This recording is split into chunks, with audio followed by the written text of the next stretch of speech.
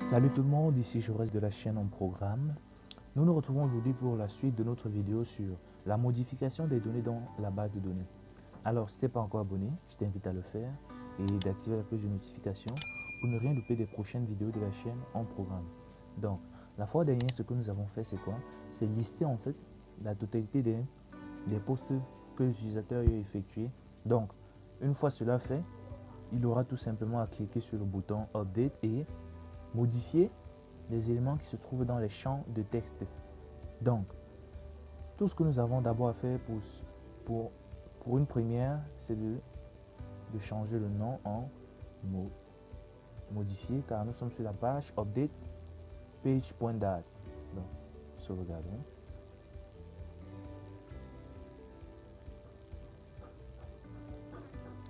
Une fois cela fait, nous allons maintenant écrire la fonction qui doit aller stocker les éléments qui sont dans les champs de texte dans la base de données. Donc, comme je l'ai toujours dit, allons dans notre page API, donc CTRL-P, API, API.date. Donc, une fois à l'intérieur, nous créons une fonction que nous allons appeler update post. Donc, bien évidemment, notre update post doit avoir au préalable, doit être en statique pour bien évidemment avoir accès à cela sans toutefois avoir besoin d'instancier la classe API.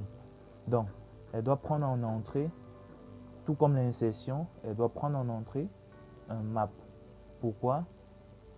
Parce que c'est bien évidemment les mêmes critères que nous utilisons lors de l'insertion que nous allons effectuer ce même procédé lors de la modification. Donc, je conseille que nous recopions tout simplement la fonction addPost car elle sera presque identique. Donc, maintenant, data, bien évidemment, représente les données qui sont contenues dans notre formulaire. Donc, au lieu de cela, au lieu de nouvelles publications, comme nous voyons là, nous allons modifier cela en modifier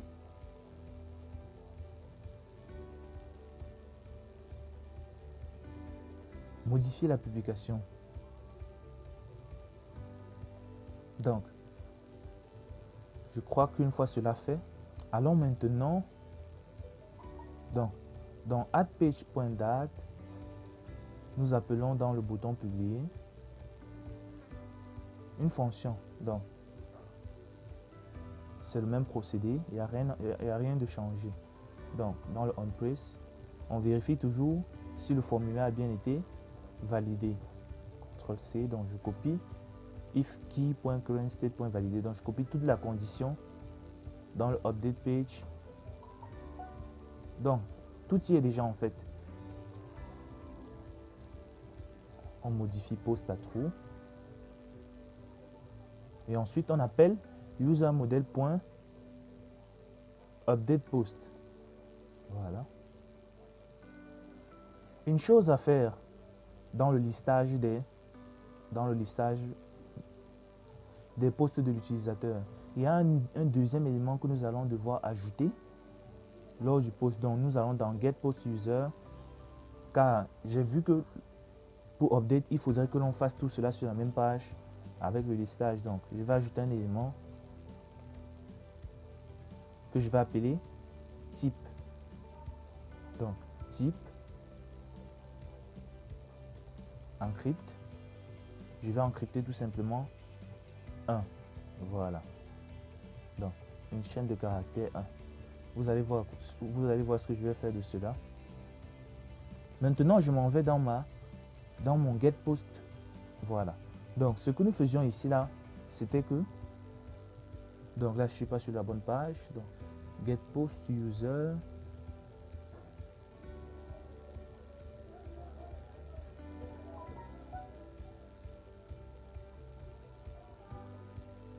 Donc, update post, voilà. Là, je suis dans le update post. Ce que je faisais à ce niveau, c'est quoi?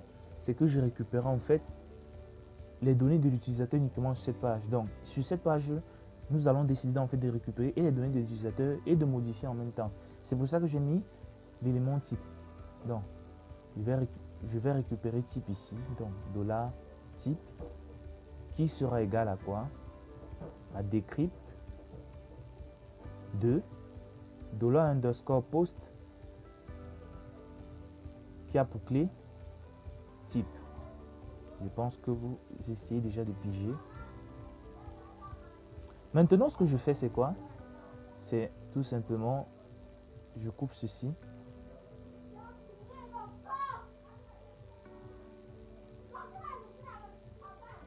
$type if, donc je fais une condition. If $type est égal à 1. Donc, si c'est égal à 1, bien évidemment, ça veut dire que c'est l'utilisateur. Donc, vous pouvez utiliser ce procédé pour pouvoir en fait disposer plusieurs éléments sur la même page PHP.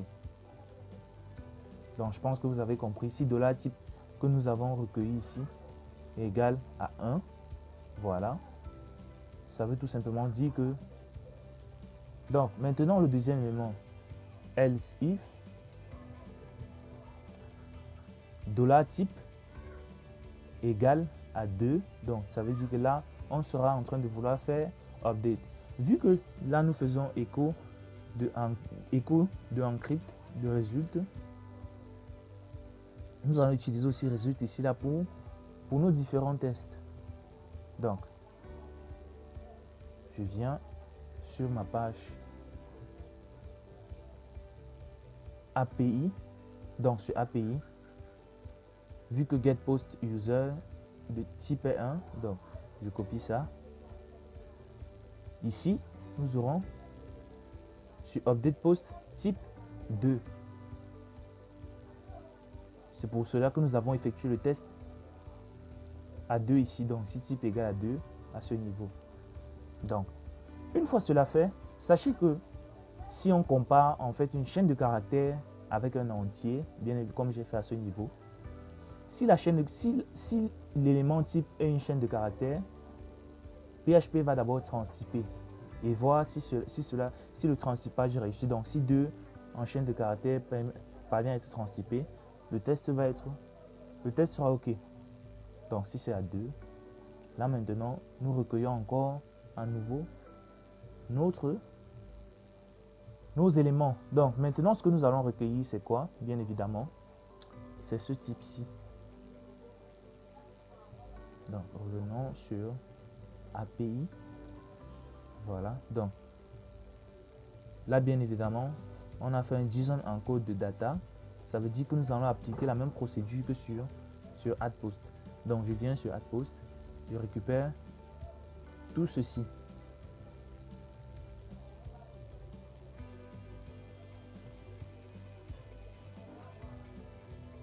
Donc, je récupère en fait la totalité. CTRL-C. Et je viens coller ça dans getPost. Donc, si on...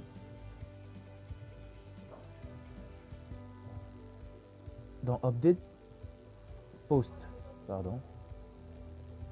Dans update post, si on a 2, bien évidemment, je récupère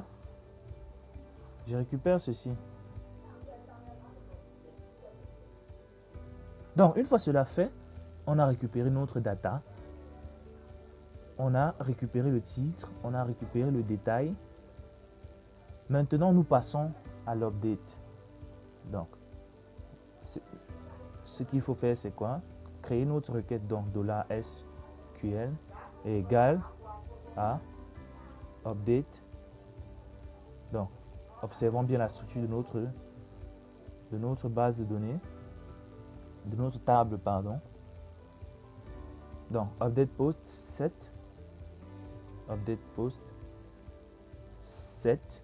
Maintenant, nous passons tous les éléments qu'il faut modifier. C'est titre égal point d'interrogation, virgule, détail égal point d'interrogation. Donc, titre, détail, point d'interrogation. Maintenant, il faut modifier le bon poste. Car si nous voulons poster un élément, il faudrait bien évidemment que l'on sache quel élément modifier. Car si nous appliquons uniquement cette requête-ci, elle va modifier la totalité des des posts qui sont dans la base de données. Donc, set titre égale, détail égale, where ID post égale. Donc là, ça ne va modifier en fait que le post qui correspond à l'ID que nous allons poster.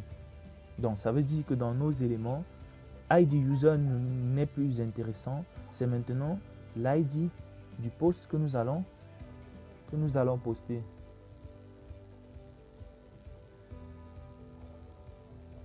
ID post. Voilà. Nous avons déjà ID post, titre et détail. Donc, maintenant, nous préparons notre requête. Donc, $rec égale $db prepare le $SQL. Voilà. Ensuite, nous exécutons $request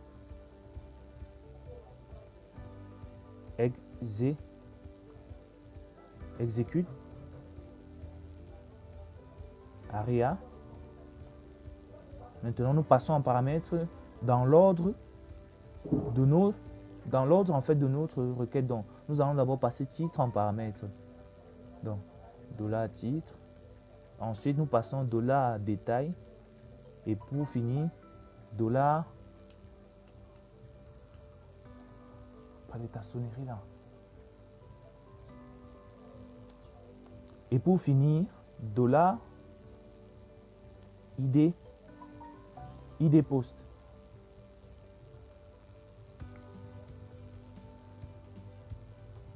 Et ensuite, maintenant, nous faisons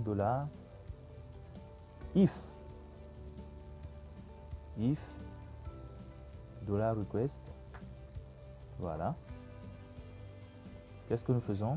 Nous disons tout simplement $result est égal. Nous passons le message. Donc, vu que c'est un tableau, nous passons quel message? Nous passons d'abord is.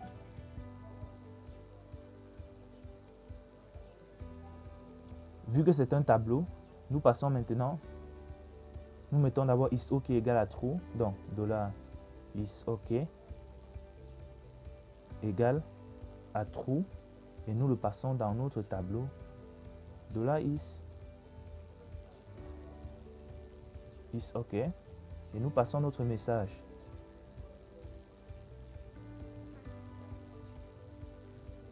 Le message c'est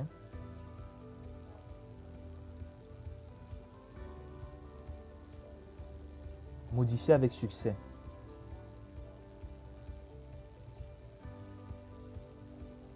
Donc, le message s'est modifié avec succès. Et bien évidemment, finissons par un point virgule. Donc, une fois cela fait, je pense que nous avons fait le tour. Allons maintenant modifier dans notre update page, donc dans la page de modification. Donc, dans cette classe, je pense qu'on avait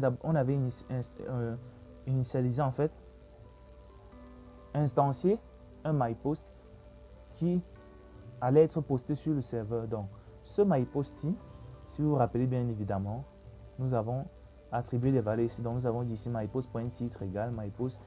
Maintenant, ce n'est plus mypost.user, c'est mypost.idPost qui sera égal à quoi? À l'ID du post. Donc, l'ID du post, bien évidemment, doit venir de quoi?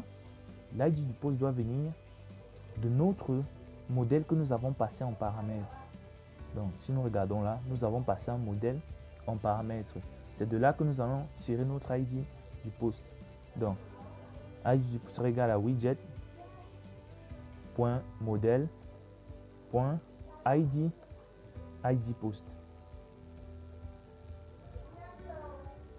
Donc, une fois ceci fait, nous passons bien évidemment update post, nous passons bien évidemment mypost.toMap, voilà. Et nous attendons un résultat. Donc, si le résultat est OK, donc si le résultat est différent de nu et résultat de 0 est égal à true, Ça veut dire que l'update a marché avec succès. Je propose que nous fassions maintenant un petit test. Donc, mettons déjà cette partie en commentaire pour voir si notre code est exécuté comme il faut.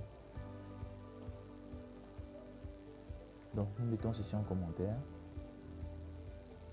Nous faisons là un print R 2 $post. Donc, nous mettons ceci en commentaire aussi, bien évidemment. Sauvegardons.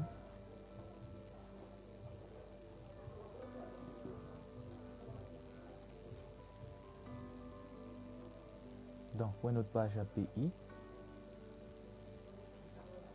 on poste data et on poste type.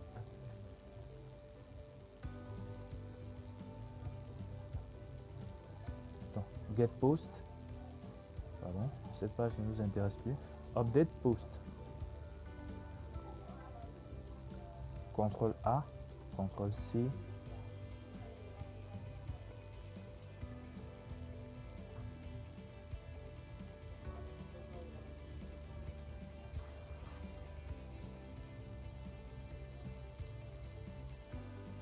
CTRL A, CTRL V. Donc, je mets à jour. Ensuite, nous allons vérifier si bel et bien nos éléments sont postés. Donc, dans API, bien évidemment, nous allons tout simplement faire un print de response car. Donc là,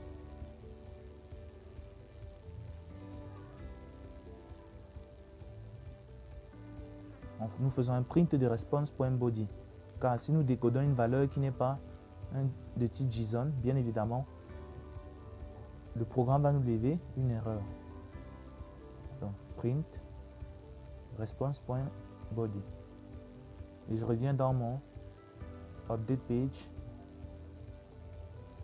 à ce niveau. Tout ce que j'ai à faire, c'est dès que nous avons cliqué, donc cette condition, si je la mets d'abord en commentaire, et j'appelle tout simplement, donc CTRL Z, je mets plutôt cette partie-ci en commentaire. Voilà. On fait un print de résultats. Pas donc. Voilà. Une fois ceci fait, nous cliquons maintenant là. Donc, si nous modifions les zinzins de l'espace, nous ajoutons quelques trucs derrière et nous cliquons sur modifier. Donc déjà là, c'est pas normal car nous ne sommes pas censés ici.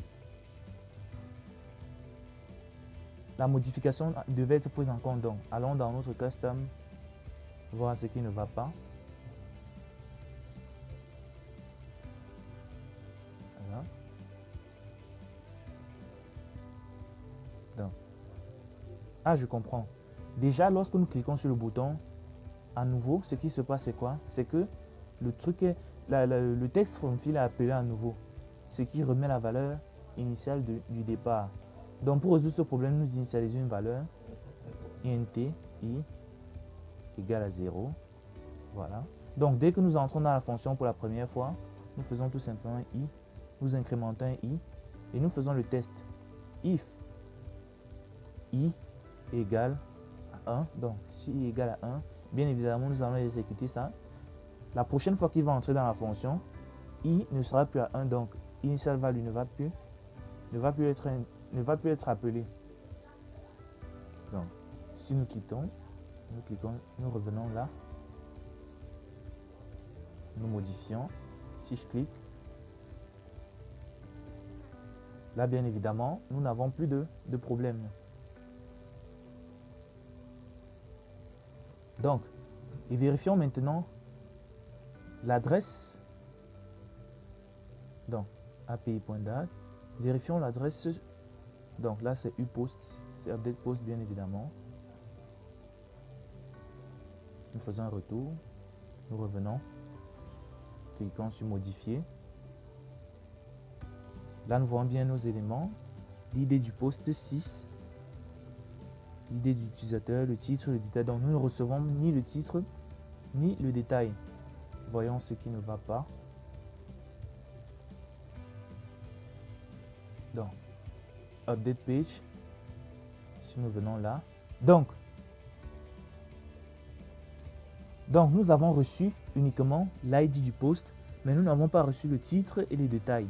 Donc, si nous regardons bien évidemment, là nous voyons que nous avons fait poster un titre.value qui correspond à la valeur contenue dans le champ. Mais nous sommes sans ignorer que la valeur contenue dans le champ, c'est le initial value. Donc, titre value n'est pas encore entré en possession de cette valeur. Ce qu'il y a lieu de faire, c'est de revenir dans notre custom et dire tout simplement que lorsqu'on affecte une valeur dans le champ, que l'on affecte ceci, que value aussi prend cette valeur. Donc, je pense que nous devons affecter aussi une valeur à value. Donc, ce qu'il y a lieu de faire, c'est de dire ici, voilà, nous ouvrons et nous faisons là, initial value et value aussi sera égal à initial value. Voilà. Donc, une fois ceci fait, je crois que le problème est résolu. Si nous rentrons, nous cliquons. Si nous cliquons, donc là nous avons reçu le titre et le détail. Donc, si l'utilisateur clique sur modifier, quand il n'a en fait rien changé, bien évidemment, ce sont les mêmes données qui vont être transférées. Donc, essayons de changer, voir les zinzins de l'espace et nous ajoutons quelques trucs. Nous cliquons sur modifier. Donc, voilà les zinzins de l'espace avec le plus qui a été ajouté. Nous retournons. Nous allons maintenant décommenter tout ce qui était en commentaire. Donc là, nous décommentons. Voilà. Ensuite, nous faisons pareil sur le serveur. Nous décommentons aussi là.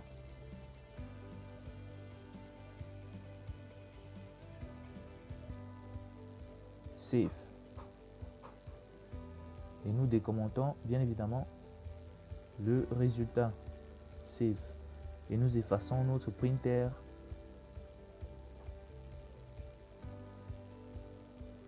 Revenons dans notre API maintenant, disposer tout comme il se doit. Donc dans API, nous décommentons bien évidemment cette partie-ci. Nous effaçons le response.body. Donc, une fois cela fait, essayons de modifier les zinzins de l'espace.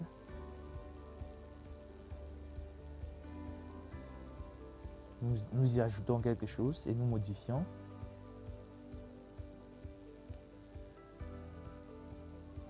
Donc, vu que nous n'avons pas encore mis un bouton pour actualiser, revenons sur modifier. Là, nous voyons bien que les zinzins de l'espace ont été modifiés avec le plus que j'ai ajouté.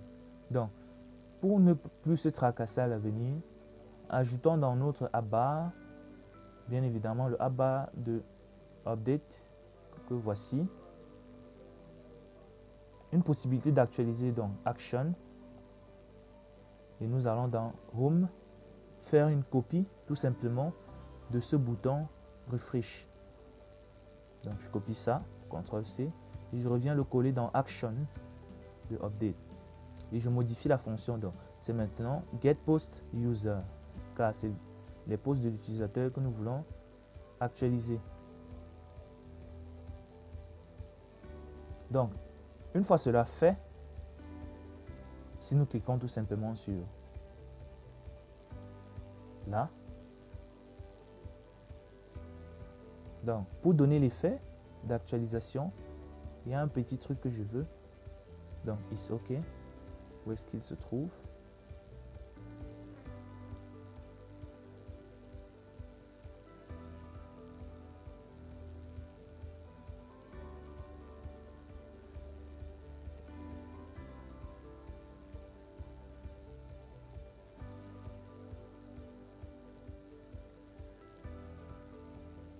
Donc, si nous actualisons, bien évidemment, nous passons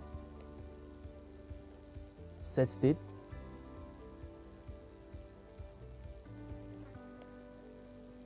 is OK égale à false. Ce qui va donner cet effet plus intéressant. Voilà, nous actualisons.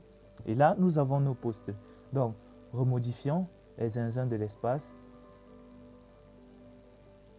Nous appelons les ninjas. Nous modifions. Donc, déjà, j'ai mal écrit les ninjas, désolé. Donc, je modifie à nouveau. Les ninjas, j'enregistre. Si j'actualise, voilà. Donc, modifions un peu le détail et voir comment ça réagit.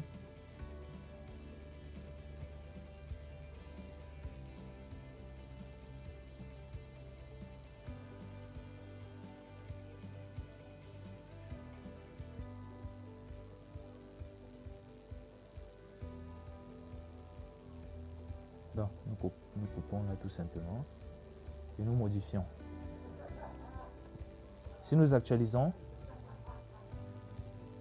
là, nous voyons bien que Update fonctionne correctement. Donc, nous sommes arrivés au terme de notre vidéo. N'hésitez pas à vous abonner et d'activer la cloche de notification pour ne rien louper des prochaines vidéos de la chaîne en programme. Si vous avez des préoccupations, posez-les en commentaire. Je me ferai un plaisir de vous répondre. À la prochaine pour une nouvelle vidéo.